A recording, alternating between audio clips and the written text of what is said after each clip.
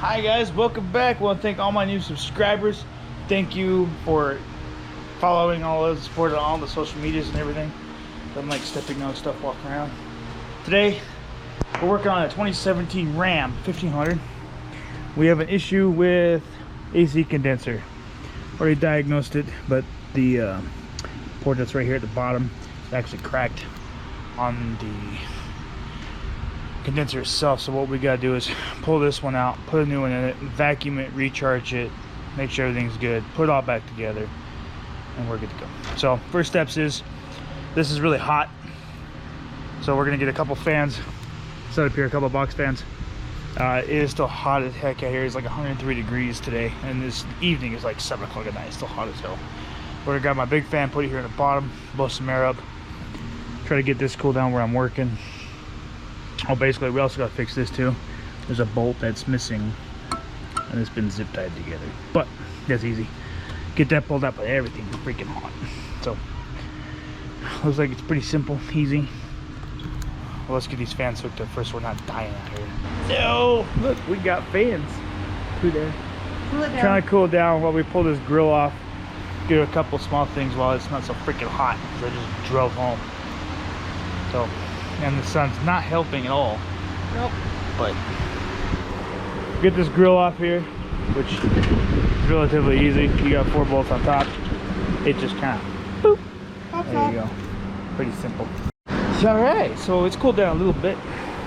We got this bolt out, this zip tie. So now what I gotta do is I gotta disconnect the transmission lines here and here. They're just snap rings underneath these black things. Where you just pop these out, they don't fall out. Same thing with this side. I get these out. See a little pin. Got a flat head in there. Pop it out. Just pop them up, pull it out, real easy. And then we gotta get down here to this bolt and that bolt.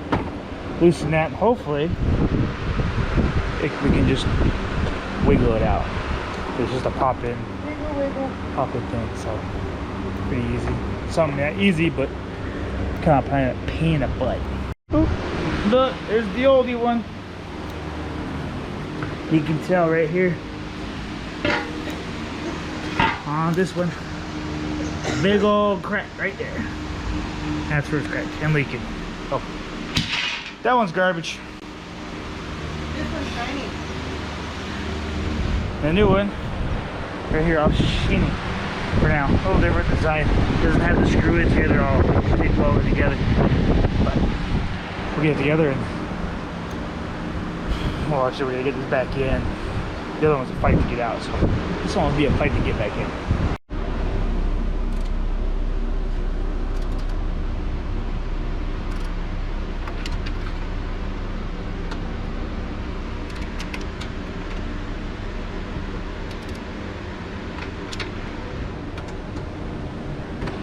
Ah, damn it.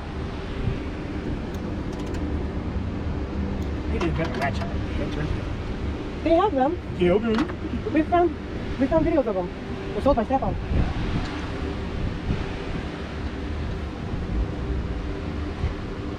This should take that one.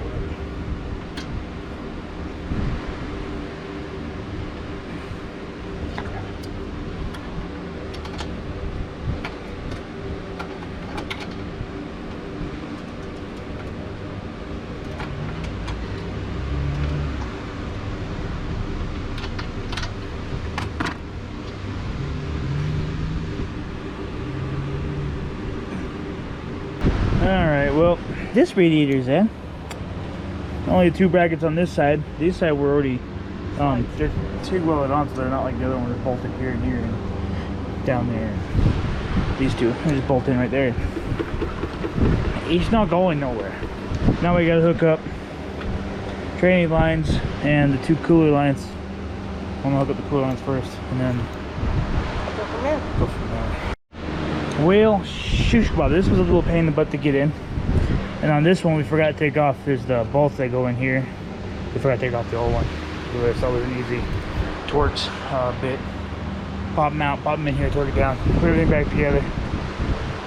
Now what we're gonna do is we're gonna vacuum pump over with the gauges and hoses and everything. Hook this up, vacuum. While we're waiting on that, we're gonna finish doing a little stuff like retesting the radiator, inner core bolts that we took out. My little stuff while I was doing my vacuum. Well, we got this out, got the gauges out, all hooked up to the Y. This is a 1234 YF adapter. Don't keep that in mind for the 134A is different. The 134, whatever the 134 stuff is. Anyway, this is different. This is a 1234 YF Freon instead of a 134. Right now we are dragging this down for a vacuum. Right now we sit just below 20. Let's sit on for a while and vacuum while I clean up a little bit. See how this goes. And then we'll check for leaks after shut off. Alright. Further inspection here.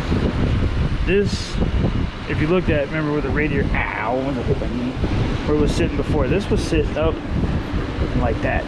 That's not sitting level. So further inspection, if you look, these bolt holes line up right here. This is sitting right directly in line with that bolt. I'm thinking there's something that was supposed to go in there on each side to hold it. So I'm thinking previously when this was sitting up, these lines were pushing on everything away, the motor twists and everything jiggles around. That's how it got broken. So I have an idea how to fix it. It's just gonna be in a later video, but I have to get along with bolt or a threaded bolt. So I'm thinking we can thread it in here, put a piece of steel or a tubing here, and then just put a nut on the other end, or final nut or a bolt as long as I go through there. We can just be done. So that's later, next video, maybe we'll repair it. So now I'm gonna temporarily just kind of hold it together, see what the heck I'm actually missing on this thing, do some research if there's a part I'm missing or what, or if this is entirely the wrong setup or anything, or radiator or whatever, because this wasn't an accident before. So I wonder if it's got the wrong radiator in it too. I don't know, I guess we'll do some research on it. Alright, so we got the vacuum done. It was sitting about 22 pounds, like I was showing you. Held there for a little bit. The cans, these 134 or 1234YF, whatever these things are, which is a stupid thing, have a left-handed thread. And my stupid adapter that goes on this thing has a right-handed thread. Oh. Let's update things so it actually is better than what it was. How about you just keep it the same stuff we would have instead of buying new shit? Oh, you ran over. I had to run to the store to get an adapter that can fit this, that will go onto this, or the adapter blue hose thingy that goes onto here, that can stick it on there and fill it back up. It's awesome. So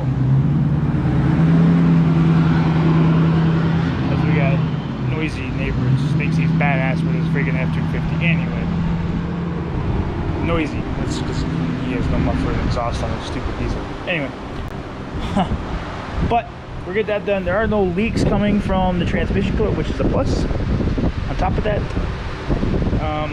it was getting a little colder. Not really colder, but the pump was running because we did get a little bit of this stuff in there. I'm just going to put on. I'll wait for her to get back with attachment, and then I'll try and figure this out and finish this. And yeah, it's been fun. All right. So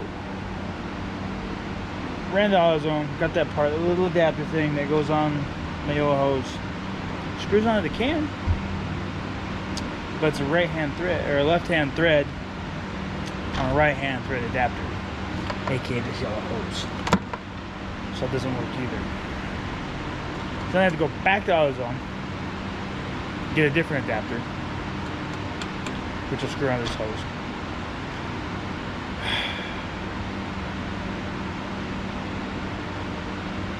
Why? Why engineering? Why? This is ridiculous.